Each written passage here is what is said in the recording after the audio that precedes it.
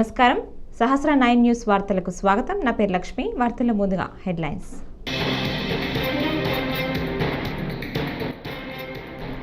Remand రిపోర్ట్లో ఏం రాశారో నరేందర్ రెడ్డికి తెలియదట. హరీష్ రావు వెల్లడి.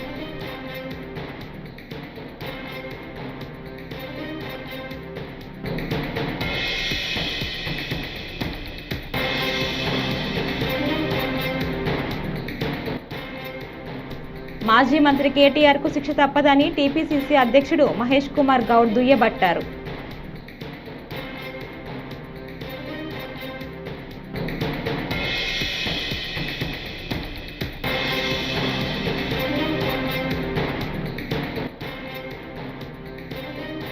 ఏపీ డిప్యూటీ స్పీకర్గా రఘురామకృష్ణరాజు ఎన్నిక. కుర్చీలో కూర్చోబెట్టి శుభాకాంక్షలు తెలిపిన అయ్యన్న, చంద్రబాబు, పవన్.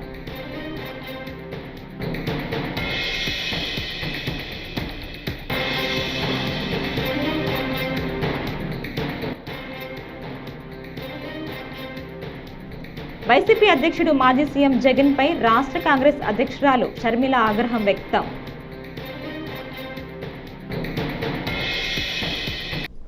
ఇక డీటెయిల్స్ చూస్తే, లక్కీ పర్సన్ అంటే రఘురామకృష్ణరాజు అనే చెప్పాలి. గతంలో ఎంపీ అయి ఉండి నియోజకవర్గంలో అడుగుపెట్టలేనంతగా తీవ్ర సమస్యలను ఎదుర్కొని మొన్నటి ఎన్నికల్లో ఎంపీ టికెట్ వస్తుందో రాదో తెలియకుండా చివరికి ఎమ్మెల్యే టికెట్పై పోటీ చేసి గెలుపొంది నేడు ఏకంగా డిప్యూటీ స్పీకర్గా ఎన్నికయ్యారు. అంతకంటే భాగ్యం ఏమిటంటే రఘురామ్ను CM Chandrababu, deputy CM Pawan Kalyan వంటి హేమాహేమీలు చైర్ వద్దకు సగౌరవంగా తీసుకువెళ్లి కూర్చోబెట్టారు. వారి వెంట బీజేపీ తరపున విష్ణుకుమార్ రాజు కూడా ఉన్నారు. స్పీకర్ అయ్యన్న పాత్రుడు చైర్లోంచి లేచి రఘురామ్ను కూర్చోబెట్టారు. ఏపీ అసెంబ్లీ ఉపసభాపతిగా ఎన్నికైన రఘురామ నేడు బాధ్యతలు స్వీకరించారు. ఈ సందర్భంగా ఆయనకు చంద్రబాబు, పవన్ కళ్యాణ్, అయ్యన్న శుభాకాంక్షలు తెలిపారు. ఇతర కూటమి ఎమ్మెల్యేలు చైర్ వద్దకు వెళ్లి రఘురామ్కు అభినందనలు తెలిపారు. ఇప్పుడు మార్నింగ్ చెప్పే మీకు ఉప శాసనసభాపతిగా రఘురామరాజు గారు ఎన్నికైన సంగతి మీ అందరికీ తెలుసు. రఘురామకృష్ణరాజు గారు సభాపతిగా ఏకగ్రీవంగా ఎన్నికైనందుకు నాకు మీ అందరికీ కూడా సంతోషమే. నాకు మరీ సంతోషం ఏంటంటే అతనికి మాకు చాలా సంవత్సరాలుగా కలిసి ఉన్నాం ఫ్రెండ్లీగా. ఇప్పుడు కూడా నవ్విస్తూ ఉండే వ్యక్తి. అటువంటి వ్యక్తి ఇక్కడ డిప్యూటీ స్పీకర్గా రావడం మనందరికీ ఉల్లాసంగా ఉంటుంది. ఇంకా అతను సీట్లో ఉంటే మరి చంద్రబాబు నాయుడు గారి ఆశీస్సులతో రాజుగారు ఇంకా బ్రహ్మాండంగా పనిచేసి చిరస్థాయిగా మీ పేరు ఉండిపోయే విధంగా పనిచేసే అవకాశాన్ని భగవంతుడు మీకు ఇవ్వాలని చెప్పి మనసు.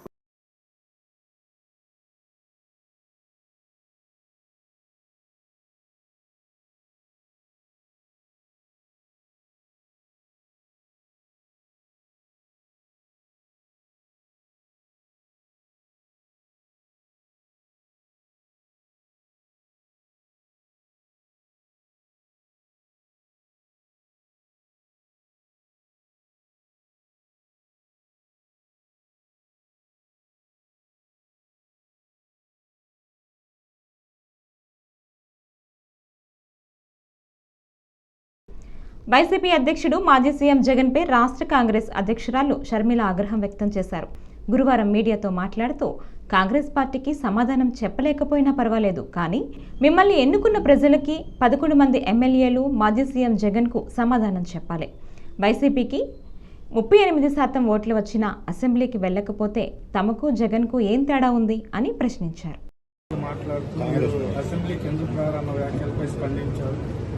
కాంగ్రెస్ పార్టీ అనేది 1.5 షేర్ మాత్రం ఉంది. ఆ అధ్యక్షులు మాట్లాడిన మాత్రంపై స్పందించాల్సిన అవసరం లేదంటూ ఘాటుగా వ్యాఖ్యానం. నాకు ఒక్క ఓటు కూడా రాకపోయినా జగన్మోహన్ రెడ్డి గారు సమాధానం చెప్పాల్సింది కాంగ్రెస్ పార్టీకి కాదు, రాష్ట్ర ప్రజలకు జగన్మోహన్ రెడ్డి గారు సమాధానం చెప్పాలి. మాకు ఎన్ని ఓట్లు వచ్చాయి అన్న విషయం పక్కన పెడితే జగన్మోహన్ రెడ్డి గారికి అయితే 38% ఓట్లు వచ్చాయి కదా. జగన్మోహన్ రెడ్డి గారి పార్టీకి 11 సీట్లు అయితే వచ్చాయి కదా. మరి ఎందుకు అసెంబ్లీకి వెళ్ళటం లేదు? మీరు ఎమ్మెల్యేలుగా ఉంటే మెంబర్ ఆఫ్ లెజిస్లేటివ్ అసెంబ్లీ మెంబర్స్గా ఉండి మీరు ఎందుకు వెళ్ళటం లేదు కాబట్టి రాజీనామా చేయండి అని మేము డిమాండ్ చేస్తే ఆ ప్రశ్నకు సమాధానం ఇవ్వకుండా మేము ఇన్సిగ్నిఫికెంట్గా అన్నట్టు మాట్లాడారు జగన్మోహన్ రెడ్డి గారు. జగన్మోహన్ రెడ్డి గారికి సూటి ప్రశ్న, మాకు ఎక్కువ ఓట్లు రాలేదంటున్నారు, సరే మీకు 38% ఓట్లు వచ్చాయి, మరి వచ్చి కూడా మీరేం చేస్తున్నారు? దాంట్లో 11 సీట్లు గెలిచి కూడా మీరేం చేస్తున్నారు? దాంట్లో మీకు మాకు ఏమిటి తేడా? మాకు ఓట్లు రాలేదు కాబట్టి మేము అసెంబ్లీకి వెళ్ళలేదు. ఇవాళ ఏపీ అసెంబ్లీ సమావేశాల సందర్భంగా బీజేపీ ఎమ్మెల్యే విష్ణుకుమార్ రాజు సభలో తన ప్రసంగంతో నవ్వులు పూయించారు. ఇంతకీ ఆయన మాట్లాడిన టాపిక్ ఏంటంటే రుషికొండ ప్యాలెస్ లగ్జరీ కమోడ్. ఇటీవల సీఎం చంద్రబాబు సహా రుషికొండ ప్యాలెస్ను సందర్శించిన వాళ్ళందరూ ఆ విలాసవంతమైన కమోడ్ దగ్గరే ఆగిపోయి ఎక్కువసేపు పరిశీలించారంటే అతిశయోక్తి కాదు. 11 లక్షల ఖరీదు చేసే ఆ కమోడ్లో ప్రత్యేకత ఏంటి అనే చర్చ కూడా బాగా నడిచింది. ఇప్పుడు విష్ణుకుమార్ రాజు అసెంబ్లీ సాక్షిగా తనదైన శైలిలో కమోడ్ గురించి వ్యాఖ్యానించారు. అధ్యక్ష, స్నానం చేసే ముందు మనకి జనరల్ అలవాటు ఏంటంటే టాయిలెట్ని వాడుకోవటం అధ్యక్ష. ఈడబ్ల్యూసి వాటర్ క్లాజెట్, దాని తెలుగులో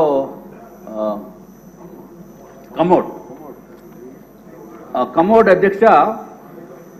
మరి ఏదైనా జగన్మోహన్ రెడ్డి గారు కదా అధ్యక్ష, ఆయన హుందాతనానికి ఆయన స్థాయికి కావలసిన కమోడ్ కాబట్టి అది జగన్మోహన్ రెడ్డి గారు మీరు కూడా చూడాలి. 11,46,840 రూపాయలు అధ్యక్ష. 11,46,840 ఈచ్ వన్ ఒకటే. నేను అన్ని సింగిల్ ఒక్కొక్క దానికి చెప్తున్నాను అధ్యక్ష. అధ్యక్ష, అది కాకుండా వాష్ బేసిన్ 2,61,500.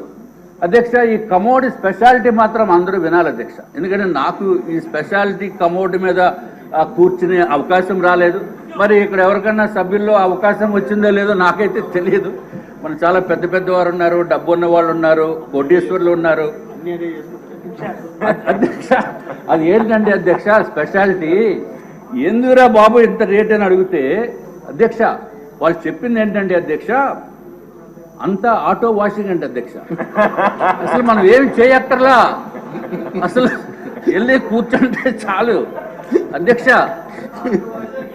వెళ్ళి కూర్చుంటే చాలు అధ్యక్ష, ఆటో వాషింగ్.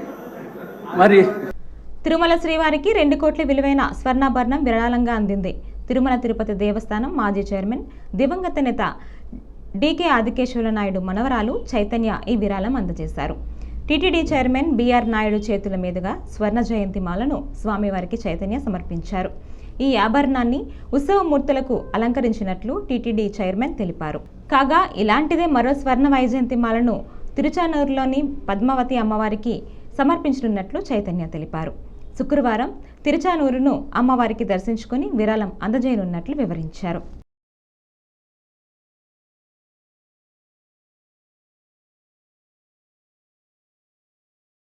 కలియుగ ప్రత్యక్ష దైవమైనటువంటి శ్రీ వెంకటరమణ స్వామికి వైజయంతి మాల సమర్పించమైంది.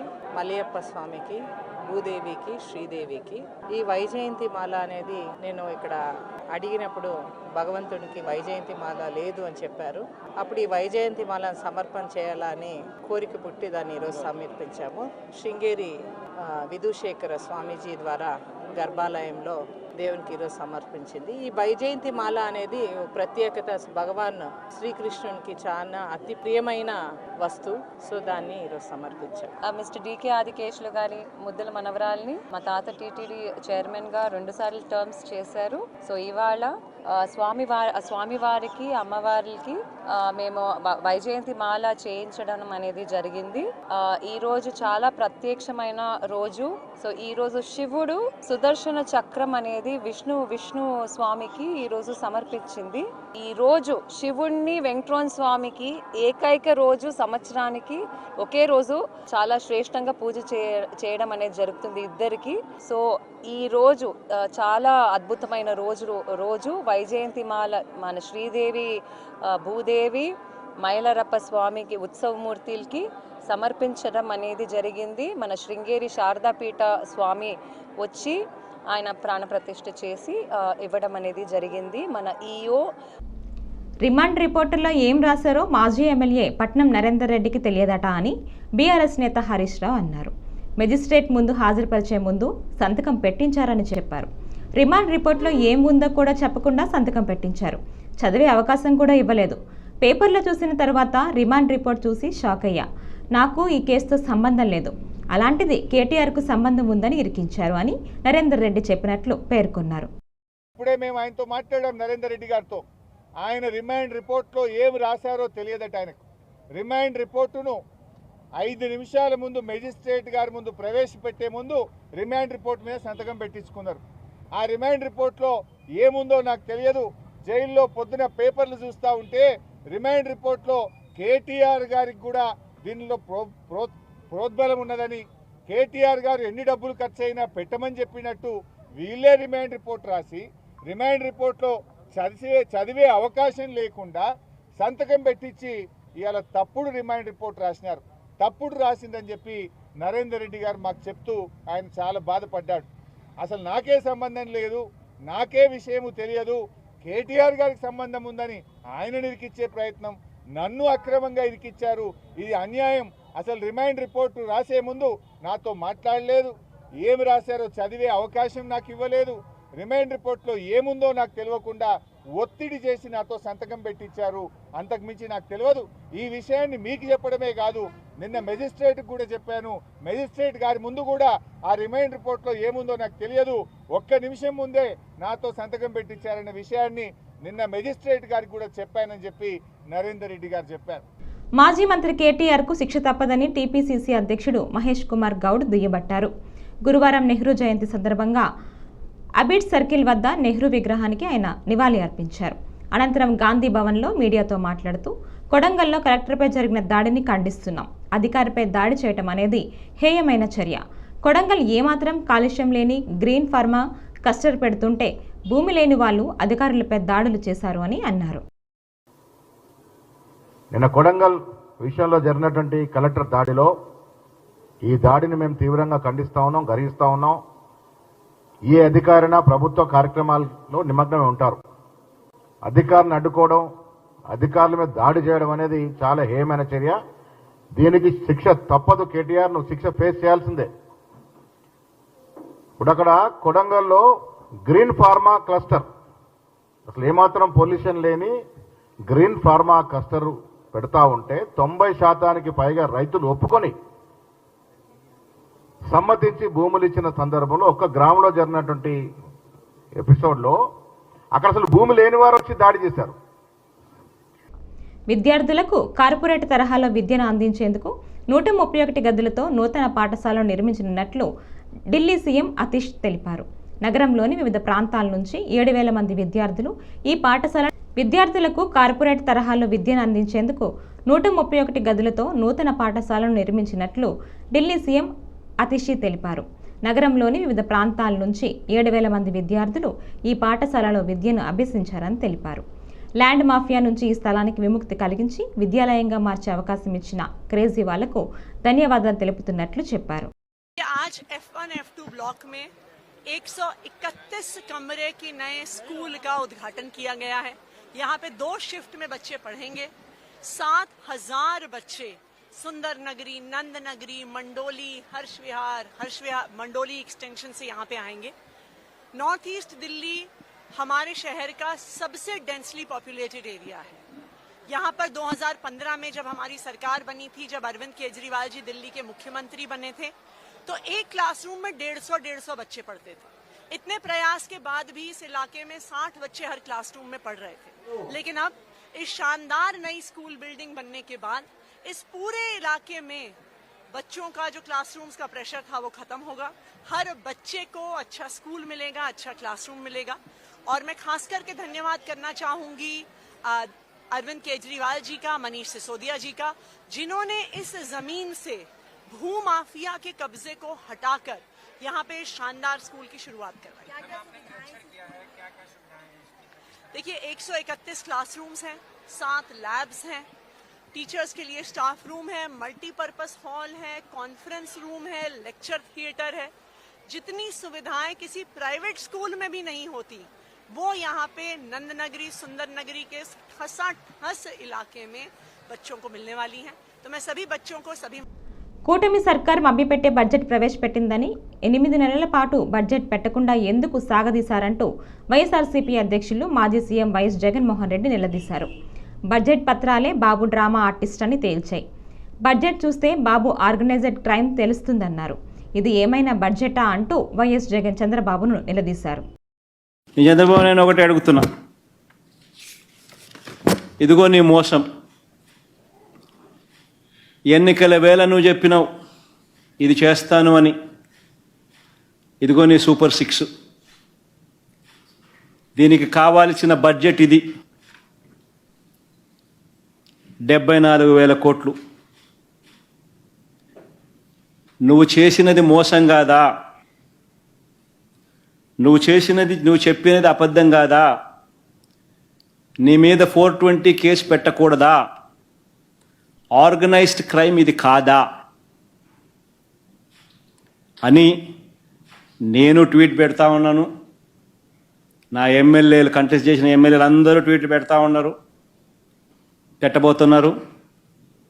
మా పార్టీకి సంబంధించిన అందరూ కూడా ట్వీట్ పెట్టి నీ మీద ఎందుకు 420 కేసు పెట్టకూడదు, నువ్వు చేసినది మోసం కాదా అని వైఎస్ఆర్సీపీకి సంబంధించిన ప్రతి కార్యకర్తకు పిలుపునిస్తూ ఉన్నాను. ఈ రెండు కూడా ఇదే మాదిరిగానే పెడుతూ ట్వీట్ చేయండి. ఇన్స్టాగ్రాము, ఫేస్బుక్, వాట్సాప్, యూట్యూబ్ అన్నిట్లోనూ పెట్టండి. ఎంతమంది నేను అరెస్ట్ చేస్తాడో చూద్దాం. అరెస్ట్ చేయడానికి ఏదైనా ముందుకు వస్తే ఫస్ట్ నా దగ్గర నుంచి స్టార్ట్ చేయమని చెప్తున్నా. ఏమయ్యా నువ్వు చెప్పలేదా ఇవన్నీ? నీ మేనిఫెస్టోలో ఇవన్నీ లేవా? నీ బడ్జెట్ ఇది కాదా? నీ బడ్జెట్లో కేటాయింపులు, వీటికి సంబంధించిన కేటాయింపులు. ఆంధ్రప్రదేశ్ శాసనమండలిలో గురువారం వైసీపీ, టీడీపీ సభ్యుల మధ్య తీవ్ర వాగ్వాదం చోటు చేసుకుంది. వైసీపీ అధినేత మాజీ సీఎం వైఎస్ జగన్ అసెంబ్లీ సమావేశాలకు హాజరు కాకుండా పారిపోయారంటూ మంత్రి డోలా ఎద్దేవా చేశారు. మంత్రి డోలా వ్యాఖ్యలపై వైసీపీ సభ్యులు తీవ్ర అభ్యంతరం వ్యక్తం చేశారు. 2014-19 మధ్య నాటి ప్రతిపక్ష నేత నారా చంద్రబాబు నాయుడు పారిపోలేదా అంటూ టీడీపీ సభ్యులను వైసీపీ సభ్యులు నిలదీశారు. దీంతో వైసీపీ ఎమ్మెల్సీల వ్యాఖ్యలపై ఐటీ విద్యాశాఖ మంత్రి నారా లోకేష్ మండిపడ్డారు. గౌరవ సభ్యులు 2019 నుంచి 24 వరకు చంద్రబాబు నాయుడు గారు పారిపోయారని మీరు అంటున్నారు అధ్యక్ష. మీరు నాకు తెలిసినంత మీరు ఎమ్మెల్యే కాదనుకుంటప్పుడు చంద్రబాబు నాయుడు గారు హౌస్కి వచ్చారు, శాసనసభ సాక్షిగా నా తల్లిని అవమానించారు అధ్యక్ష. అది గుర్తుపెట్టుకోండి. మీరు గౌరవ సభతో వస్తున్నారు, మా తల్లిని అవమానించారు. ఈ రోజు మీరు కావాలని పోస్టులు కూడా అక్కడ పెడుతున్నారు. మా తల్లిని అవమానించారు ఆ రోజు, మీకు గుర్తురాదా? ఎన్ని ఎక్కడ అవమానించలేదు సార్, ఎక్కడ అవమానించలేదు. మీరు ఎట్లా మాట్లాడతారో? మీరు ఉన్నారా హౌస్ లో? ఆ రోజు కూర్చోండి. మా తల్లిని అవమానించారు అక్కడ. షర్మిల గారిని అవమానిస్తారు, విజయలక్ష్మి గారిని అవమానిస్తారు, మా తల్లిని అవమానిస్తారా? ఏం గుర్తురాదా మీకు? అదే ఒక్క నిమిషం నేను కూడా మాట్లాడచ్చు, గుర్తుపెట్టుకోండి. ఒక్క నిమిషం నేను కూడా మాట్లాడండి. ఏనాడు మేము మాట్లాడలేదు, కూర్చోండి. ఏనాడు జగన్మోహన్ రెడ్డి గారి కుటుంబం గురించి మేము ఏనాడు మాట్లాడాల? నేను ఏనాడు మాట్లాడాల? మా సభ్యులు ఏనాడు మాట్లాడాల? కూర్చోండి. శాసనసభ సాక్షిగా మా తల్లిని అవమానిస్తే కూర్చోమంటారా? 22 వరకు చంద్రబాబు నాయుడు గారు ప్రతిరోజు హౌస్కి వచ్చాడు, ప్రతిరోజు హౌస్ నిలబడ్డాడు, సింగిల్ గా నిలబడ్డాడు. సింహంగా గుర్తుపెట్టు, సింగిల్ గా నిలబడ్డాడు, పోరాడాడు. ఆ రోజు మా తల్లి అవమానించారు కనుకనే బాధ తట్టుకోలేక సభ బైకాట్ చేసి బయటకు వెళ్ళారు. కానీ ఎమ్మెల్యేలు ఉన్నారు ఇక్కడ, నిమ్మల రామారెడ్డి గారు వెళ్ళారు, స్వామి గారు ఉన్నారు, ఇతర గొట్టపాటి రవి గారు వెళ్ళారు. అది మాకున్న చిత్తశుద్ధి అండి. ఈరోజు మీ ఎమ్మెల్యేలు ఎందుకు రావట్లేదు అని అడుగుతున్నా. 10 మంది జగన్మోహన్ రెడ్డి గారు కాకుండా 10 మంది ఉన్నారు, రాలేదు. మా తల్లిని అవమానిస్తే ఏం కూర్చోమంటారు? ఇంకా మాట్లాడతాం మేము. సినీ నటుడు పోసాని కృష్ణమురళిపై వినుకొండ పోలీస్ స్టేషన్లో టీడీపీ నాయకులు గురువారం ఫిర్యాదు చేశారు. 2 రోజుల క్రితం పోసాని కృష్ణమురళి టీటీడీ చైర్మన్పై చేసిన అనుచిత వ్యాఖ్యలు ఖండిస్తున్నామని తెలిపారు. పోసానిపై చర్యలు తీసుకోవాలని వారు సీఐ శోభన్ బాబును కలిసి ఫిర్యాదు చేశారు. ఈ కార్యక్రమంలో పలువురు టీడీపీ నాయకులు పాల్గొన్నారు. వినుకొండ పట్టణంలోని పోలీస్ స్టేషన్లో పట్టణ తెలుగుదేశం పార్టీ కమిటీ అందరూ కూడా సిఐ గారికి కంప్లైంట్ ఇవ్వడం జరిగింది. రాష్ట్ర తెలుగుదేశం పార్టీ పిలుపు మేరకు, అదేవిధంగా ఇక్కడ శాసనసభ్యులు ఆంధ్ర రాష్ట్ర ప్రభుత్వ చీఫ్ విప్ అయినటువంటి జీవి ఆంజనేయ గారి ఆదేశాల మేరకు ఈ రోజున ఒక కంప్లైంట్ ఇవ్వడం జరిగింది. పోసాను కృష్ణమురళి గారు ఒక ప్రముఖ సినీ రైటరు, అదేవిధంగా వైసీపీ నాయకుడు, ఆయన టీటీడీ చైర్మన్ అయినటువంటి బిఆర్ నాయుడు గారి మీద చేసినటువంటి అనుచిత వ్యాఖ్యల మీద మేమందరం కూడా స్పందించాము. కఠినమైనటువంటి చర్యలు తీసుకోవాలని చట్టపరంగా పోలీసు వారిని కూడా కోరాము. గతంలో కూడా పోసాని కృష్ణమురళి గారు అనేక మంది నాయకుల మీద తన అసభ్య పదజాలంతో తిట్టడం జరిగింది. సంస్కారం లేని వ్యక్తులని చెప్పని మేము అనుకుంటూ ఉన్నాం. అయినప్పటికీ కూడా చంద్రబాబు నాయుడు గారి మీద, అదేవిధంగా పవన్ కళ్యాణ్ గారి మీద మరియు లోకేష్ బాబు గారి మీద కూడా అనేక పర్యాయాలు ఇష్టప్రకారంగా మాట్లాడడం జరిగింది.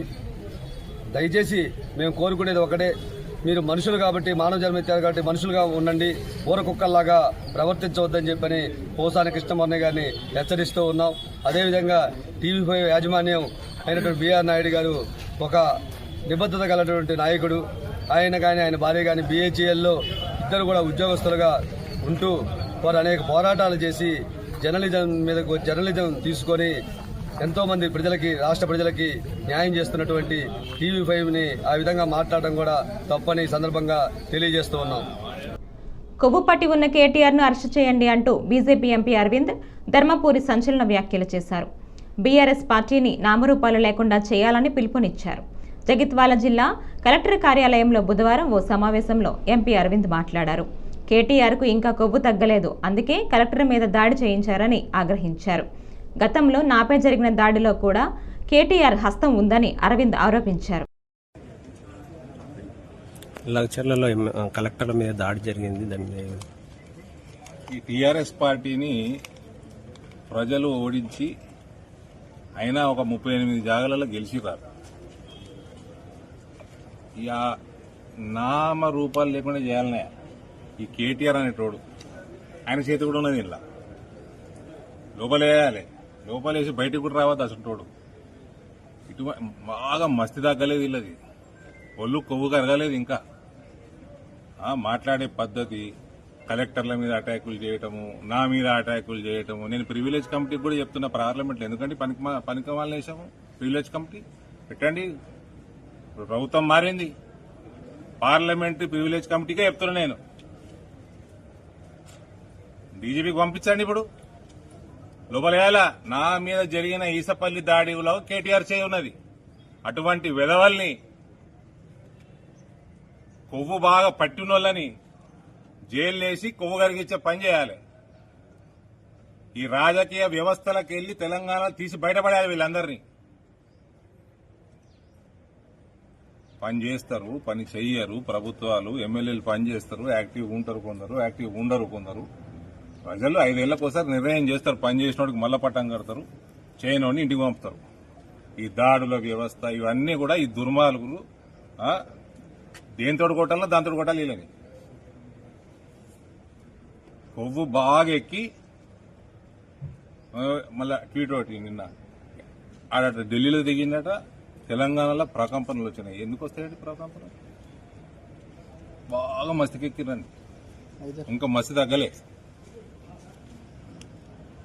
ఇటువంటి ఢిల్లీ మాజీ ముఖ్యమంత్రి ఆమ్ ఆద్మీ పార్టీ జాతీయ కన్వీనర్ అరవింద్ కేజ్రీవాల్ నేడు కుటుంబ సమేతంగా తిరుమల శ్రీవారిని దర్శించుకున్నారు. దేశం సుభిక్షంగా ఉండాలని దేవుణ్ణి ప్రార్థించాలని తెలిపారు. ప్రజలంతా సంతోషంగా ఉండాలని శ్రీవారిని కోరుకున్నట్లు కేజ్రీవాల్ పేర్కొన్నారు. ఈ సందర్భంగా పిల్లలకు బాలల దినోత్సవ శుభాకాంక్షలు తెలిపారు.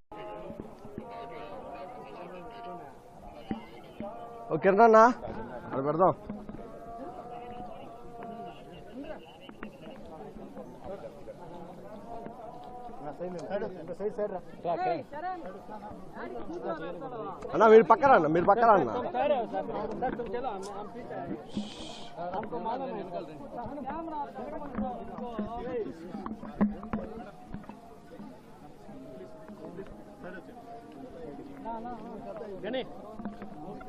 ముందరకు వచ్చాయి, ముందరకు వచ్చాయి, ముందరకు వచ్చాయి, మళ్ళా కష్టపడా. అన్నా యాడికి పోనా ఉన్నా మీరు పక్కకుంటే చాలు చేయలే పడతాను సగం అన్నా చేయి తీన్నా सर हम 4 आदमी है सर फोटो ले लेगा सर तुम्हारा साथ फोटो लेगा सर 4 आदमी रे अम्मा तो వద్దలేదు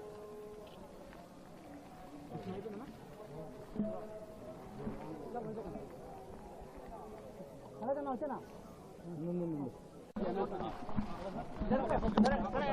మణిగాడి మణి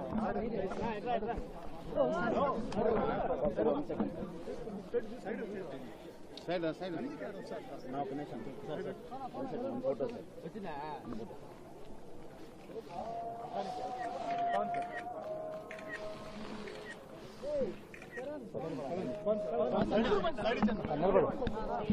అబ్బాయి ఫోటో అంటే ఒక ఫోటో తీసుకొని తీసుకొని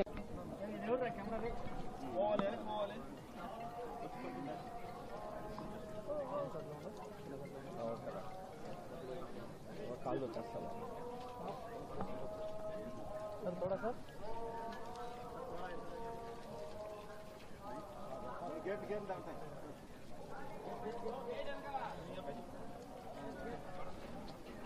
पीछे लेके भैया